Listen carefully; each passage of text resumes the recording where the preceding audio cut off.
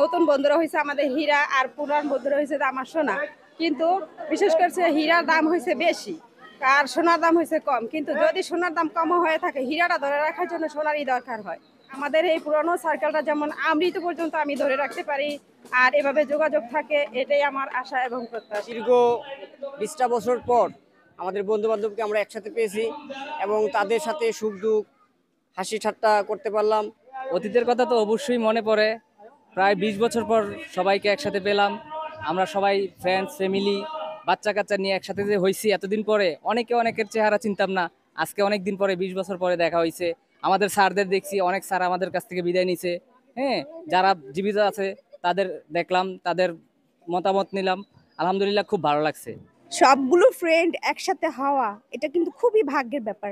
ওরা বিভিন্ন সময় দেখেছি যে ওরা অনলাইনে সবাই কানেক্টেড ছিল, সবাই সবার সাথে যোগাযোগ রাখছে, কিন্তু একসাথে ফেস হয়ে একসাথে কথা বলা, একসাথে সবার সাথে দেখা, এটা কিন্তু সবার হয় না।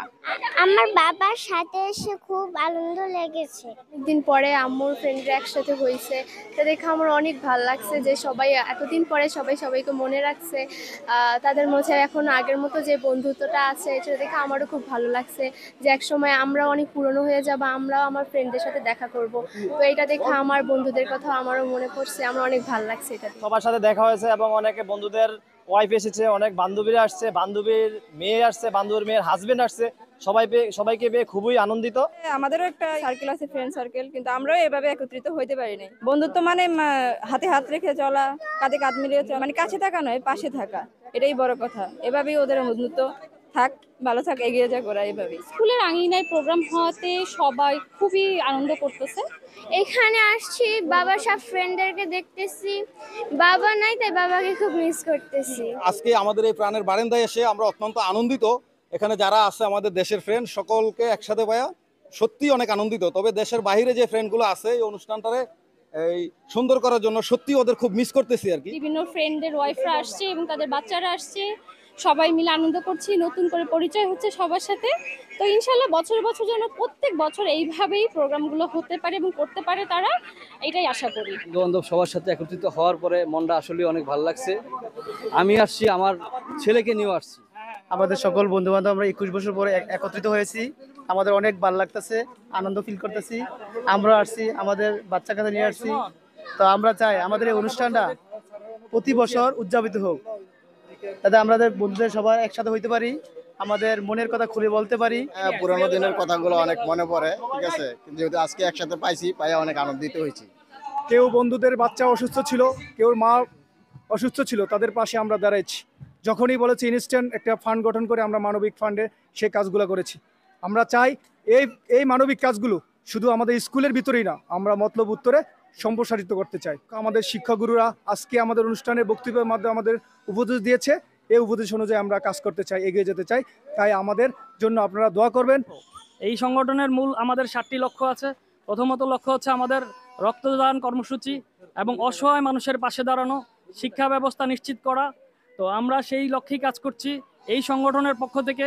এবং এই শরীফুল্লাহ স্কুলের শিক্ষা ব্যবস্থাকে নিশ্চিত করতে হবে যাতে শিক্ষাতে কোনো অনিয়ম বা শিক্ষাতে কোনো অসহায়তার পরিচিতি না পায়।